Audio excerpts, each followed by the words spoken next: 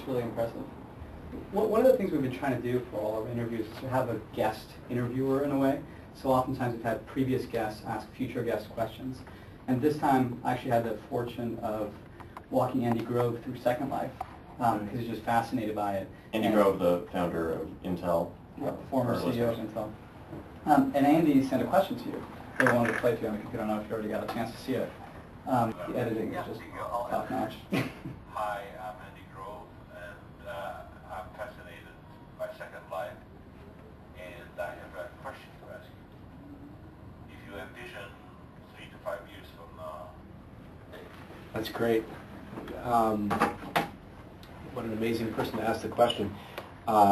Neat to get to give an answer. What I would say is that, well, first of all, Second Life is a kind of a digital world that is fundamentally constrained only by Moore's law. That is, in fact, one of the things I often say in presentations about Second Life is you may not like the graphic quality or the simulation capabilities of Second Life today, but just wait. You know, the real world isn't getting any better. Our world is getting better at the speed of Moore's law. So if you're a big futurist, I think that speaks volumes about what you're likely to see here.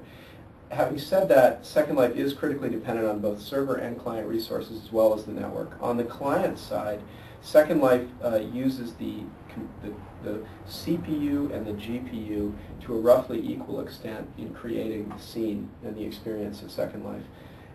It's very computationally intensive. We're generally, running the fans on your PC at full power. You can hear them start up a lot of times when you fire up Second Life, because we are doing a sort of a local simulation of all the objects that you can see around you.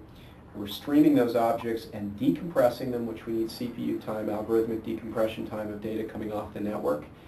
And then we're taking that data, and at a bandwidth higher than you usually see, say, in a computer game, we're needing to transfer a lot of that data between the CPU and the GPU, where it's going to get turned into actual 3D graphics on screen. So what that means we need much faster, to really get to interactive frame rates with Second Life is going to take another generation or so, as well as good hardware work of PC improvement. That is, we'd love to see, 30 to 60 frames per second just rock solid in Second Life. What that's going to take is, What frames per second are you at right now? Well, on average, people see about a 15 frame per second rate. So we need to sort of double it and double it again. I think we can do that through a combination of software and hardware.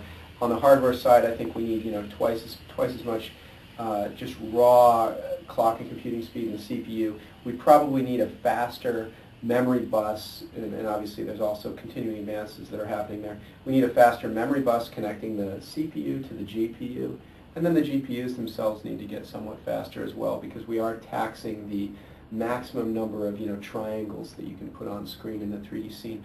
On the server side, we're really constrained by the raw simulation power of the CPU. We're just getting ready to update the script engine of Second Life, which is the thing that simulates all the objects in the world. We're just getting ready to, we're trying to switch that over to the Mono, which is the open source version of Microsoft's .NET scripting environment. It's a well-respected script execution environment. All the tens of millions of things that have scripts on them in Second Life are all scripts being little programs, are all being computed by this scripting language. That puts an immense tax on the CPUs. Again, on the server side, we're running at full power all the time, so we consume an enormous amount of just electrical power in co-location facilities. So one thing we need on the server side is, high sustained CPU speeds, but hopefully at lower power dissipation. We're running out of power for the square feet of rack space that we've got machines in. We can't, for example, use bladed servers right now because they would simply require more electricity than you can get for the floor space that they'd occupy in servers. So on the server side, our biggest concern is just much faster CPUs. Memory, again, speed there is important as well. On the networking side, broadband, symmetric high-speed broadband connections, just continuing to get out there is really the biggest thing that we need. I'm probably least worried about that. We've got, network speeds appear to be moving ahead. In terms of software, there's a lot of open source software that we use to manage the grid of, nearly 4,000 machines that we've got out there now. I think advances in really fine-grained utilization monitoring, so that you can manage lots and lots of machines, do the sorts of things that Google does well in-house in a broader context with open software would be great to have. And so we'll look at that. I think that solutions that are more proprietary, like server, CPU sharing systems amongst, InfiniBand cloud of machines or things like that, we're less likely to use that because we see Second Life on the server side expanding like web servers on the web.